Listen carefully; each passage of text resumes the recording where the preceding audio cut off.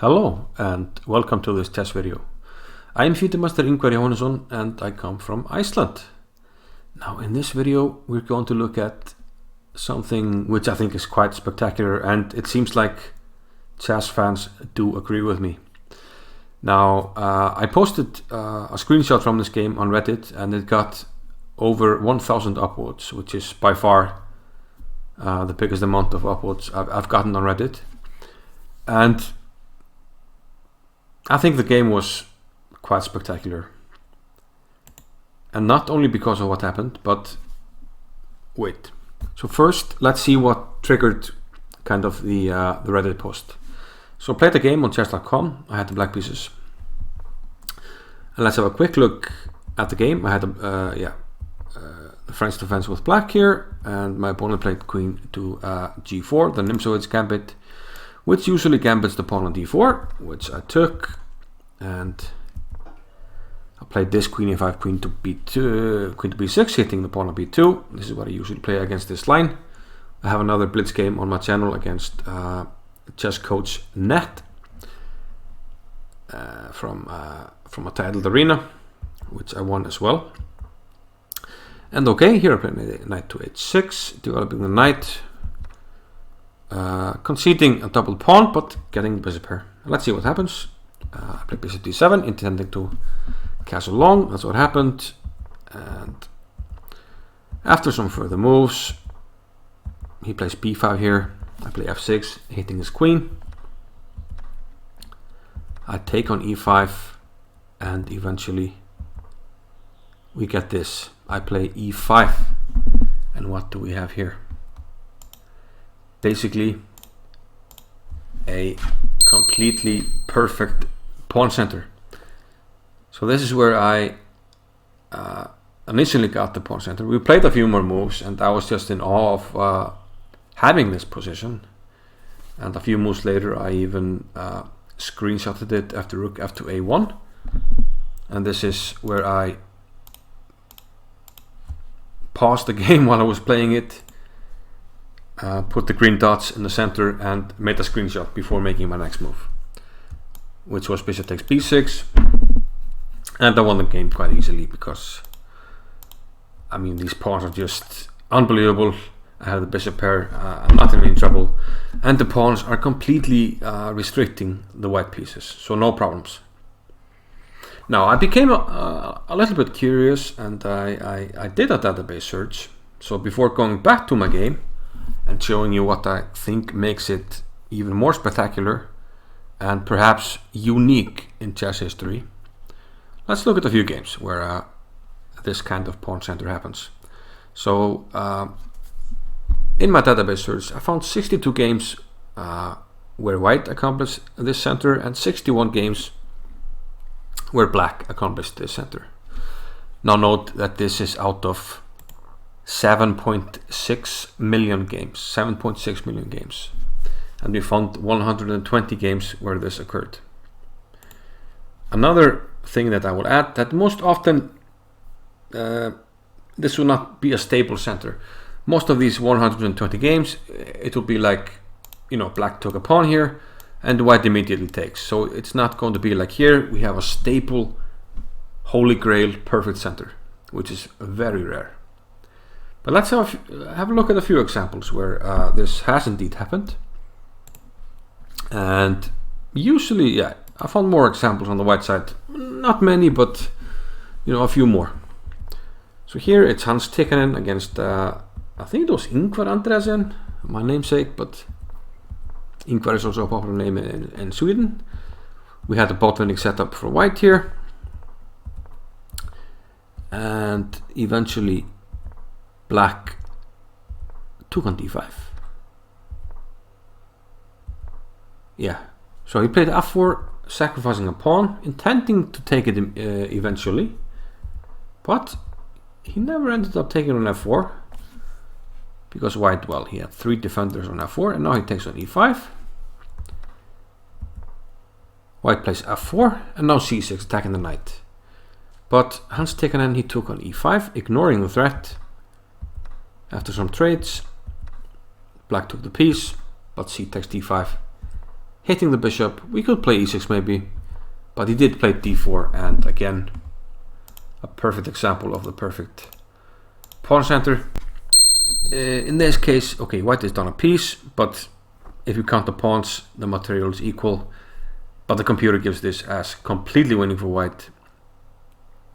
And the important thing to remember is that these pawns do control a lot of squares. These 4, these 2, and also these central squares are controlled. So we're already controlling 8 squares in the middle of your opponent's camp. So this is like really cramping, and all these pieces are lacking spaces, squares, and diagonals to be effective. So white won this game rather easily. I found another example. So I'm mostly looking at the more high profile examples with strong players. I mean, Hans Tekanen is almost 2600. Here we see another example of a white. He sets up a stonewall formation with a strong knight on e5, and eventually after c takes d5 we have f6, and a similar situation. White fortifies the center and gives up e5 and gets the perfect center here, the Holy Grail. But it's a lot less stable than in my example and in the other one, because there's already pressure here, here, and being a piece up, you're going to have to give up something for this bishop. And that's what happened. It takes on d6, takes on d2, and eventually, yeah, black sacrificed here. And out of all of this, white got a positional advantage with the bishops and eventually won the game. Now, we also have an example with e4, e5. This is the most high-profile example. David Howell against Peter Heine Nielsen. Was an exchange Spanish, knight e7. Yeah, this is a pretty theoretical line where black sacrifices a pawn. Note that here after b3 you can't really take the rook, because if you do, white will play knight c3 followed by bishop somewhere, and the queen is trapped. So b3 is okay, and b6, bishop b2. So note that yeah, white is up a pawn, but black is trying to get play for it. And here we have a trade. White took on c5, cut a pawn, and then took on d5. And we already see that he's willing to gamble on his center being very strong. So he's willing to give up the exchange. Black can take here, but he didn't. Black castle, knight e4. Finally he takes the exchange, but queen to e4, d4, fortifying the huge center. And here a curious thing happened. Black didn't find anything better than queen takes e4. But after f takes e4, he actually just resigned, probably in complete disgust. And we see that this is a very, very strong formation. I mean, it's not like you can aim for this formation. It's a very rare, but if you get it, it's super strong. Here, completely restricting the bishop. The rooks have no business on the central files. We have a nice knight here, and the dynamics of the pawns. You can push them when you want, if you want, like e6, e5, and then if there's nothing, then d6, and it's just too much. And yeah, Peter Heine Nielsen just resigned here. Now, in my game, we played the French e4, e6, and I found actually a few games where black gets this perfect center, the Holy Grail, and most of them were in lines similar to what we had. In my game, queen g4 was played, the Nimzowitsch gambit. Very similar thing happened in the game where Bartosz Szoczko, one of my favorite players, a Polish grandmaster who plays the French. I've looked at a lot of his French games, and he did get the same thing. He took on d4, very similar to my game. So first capturing the pawn, white tries to play around it and eventually win the pawn over protect e5. But let's see what happened in this game. h4, f6, attacking the center, typical French move. b5 and now knight to e5. And white took. And you can already see what's going to happen here. These pawns are going to advance. Bishop takes g6, h takes, queen g4, black now castled, getting his king to safety. Willing to chalk the g6 pawn, white didn't even take it. And here, black was willing to sacrifice the exchange. Let's go back after bishop g5. He thought it was more important to keep this pawn than the exchange, so he played bishop d6. e4, white didn't take on g6, so black protected it. And eventually e5 was pushed. And this massive formation gave black a huge advantage, and this was all over in a few moves. The white pieces are completely restricted, so much so that he decided to let's find this game again, press something here, yep, so much so that he decided after bishop a6 to sacrifice on d4, trying to get it back into the game, but too little too late. The rook on h8 was under attack, now moved, and here white resigned. Black is threatening bishop to c5, winning the queen. Queen check doesn't do anything because king here and the bishop protects the rook. And once the bishop lands on c5, the pressure on f2 will be too much. So game over. So now let's go back to my game, which was played on chess.com against a strong opponent, 2300, almost 2400. And now I want you to pay attention. We already got the perfect pawn center, the Holy Grail. But wait, there is more.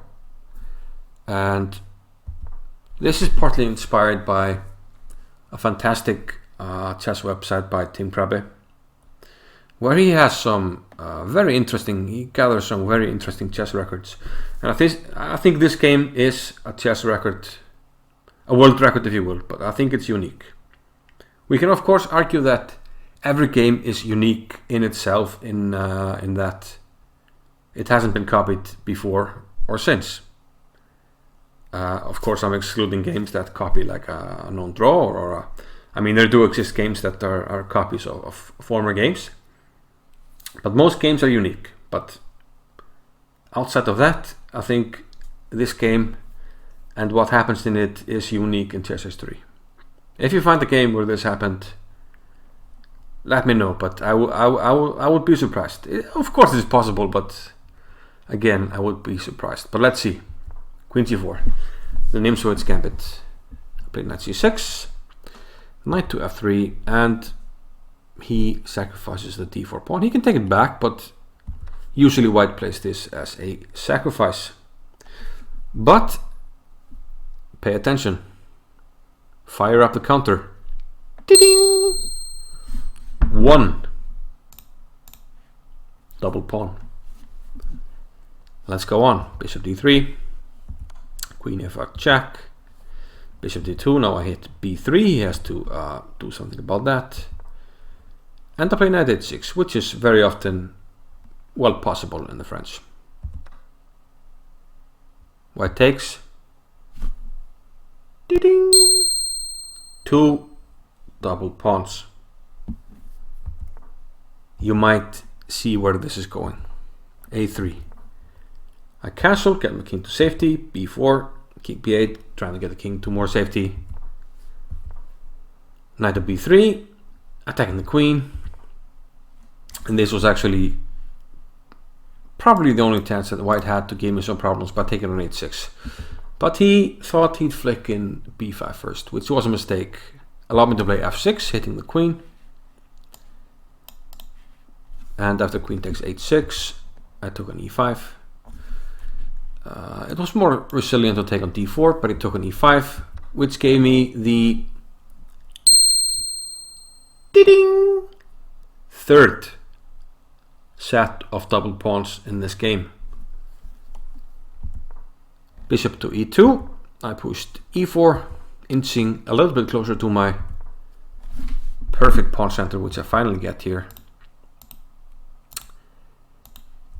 It's also a blitz game, so it was a little bit of a sneak attack. I am threatening to take here. I was hoping he wouldn't notice. But he did, and what did he do? He took on b6.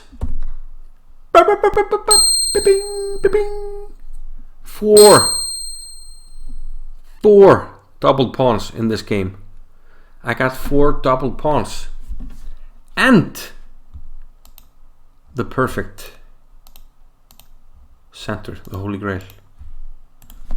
No, I've never seen anything like it. Have you?